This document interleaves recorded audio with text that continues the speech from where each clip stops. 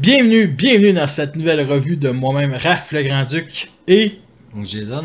Cette fois-ci, on va parler d'une arme roleplay des Power Rangers Zeo et c'est celui de mon ami Jason et il va vous en parler plus en détail. Oui, donc comme on a résumé aux dernières vidéos, les Power Rangers Zeo sortis en 96. Le Gold Ranger qui est arrivé un petit peu plus tard dans la série, qui était considéré comme étant dans toutes les séries, si tu remarques bien, il y a toujours un Ranger par rapport qui arrive au milieu de la saison, qu'on sait pas d'où c'est qu'il sort. Plus puissant. Ouais, c'est ça, qui est plus fort que tout le monde, puis qu'on sait pas qu'est-ce qui se passe avec lui.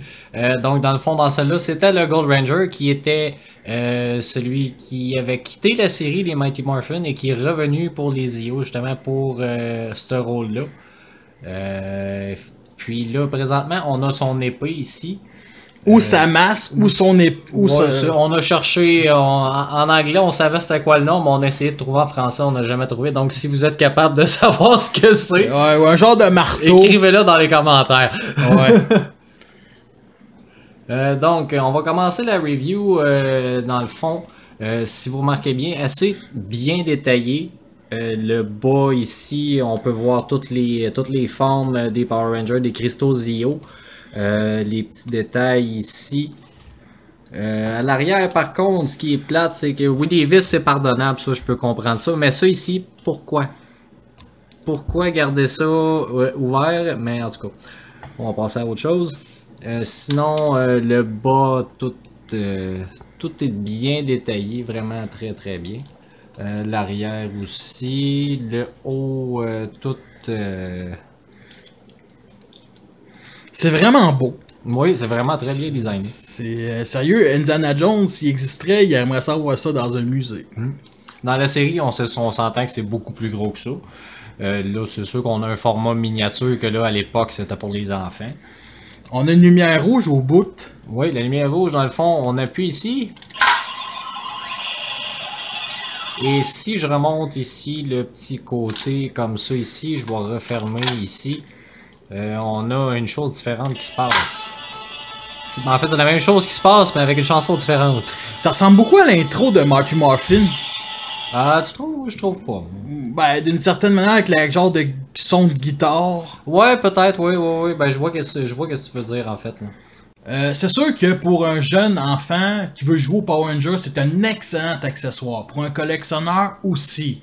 Mais en tant qu'adulte, responsable et qui vote, je vois aucune utilité dans ma collection personnellement. Et toi, Jason? Ben, c'est sûr que si tu as été fan des Power Rangers depuis le début et que tu as toujours aimé comme collectionner tout ce qui sortait des Power Rangers, parce qu'il y en a encore aujourd'hui qui c'est ça qu'ils font, oui, ça peut être un accessoire collectionneur qui peut être assez en demande, comme justement la collection Legacy qui ont ressorti aussi le poignard, si je me rappelle bien, du verre. Les morphers, les accessoires. Ouais, c'est ça, tout ce qui est accessoire, même la série Legacy les ont tous refait, si je me rappelle bien. Même les pistolets, oui. Ils risquent Zeo dans quelques années, ça risque de revenir sur le marché. Lui. Oui, probablement. J'espère par contre à ce moment-là qu'ils vont faire une version plus grosseur naturelle comme dans la série.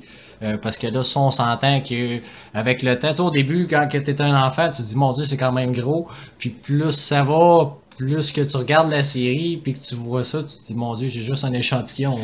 ça aurait été vraiment cool que ça soit télescopique. Ouais, ben oui, aussi télescopique, mais en principe, dans la série, c'est pas télescopique.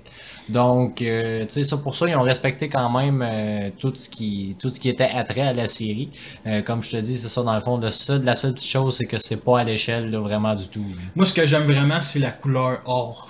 Oui, ben c'est ça, l'or ressort beaucoup parce que justement, c'est le Gold Ranger, en fait, le Ranger doré. Et puis, c'est ça, dans le fond, je pense qu'il tire ses pouvoirs d'une autre planète que c'est dans le fond qui avait été amené ici. Parce qu'au début, dans la série, c'était pas Jason exactement qui était dans l'habit du Gold Ranger. Ça s'est fait par après, au courant de la série. Mais c'est ça, le Gold représente beaucoup le Gold Ranger en tant que tel. Est-ce que c'est un accessoire que tu vas jamais t'en départir? Je te dirais que tout ce que j'ai des Power Rangers de l'époque, des Tortues Ninja, de tous mes vieux jouets que j'ai accordé de l'importance, que j'ai vu beaucoup à la télévision, des choses comme ça, c'est des choses que je me débarrasserai probablement jamais. Ou que je vais laisser probablement à mes enfants plus tard, qui après ça, rendu là, ils feront ce qu'ils voudront avec, ils les vendront, ils les mangeront, ils les garocheront, ils feront ce qu'ils voudront. Parfait. Fait que merci à tous d'avoir écouté cette revue-là. Fait que sur ça, je vous laisse et à la prochaine.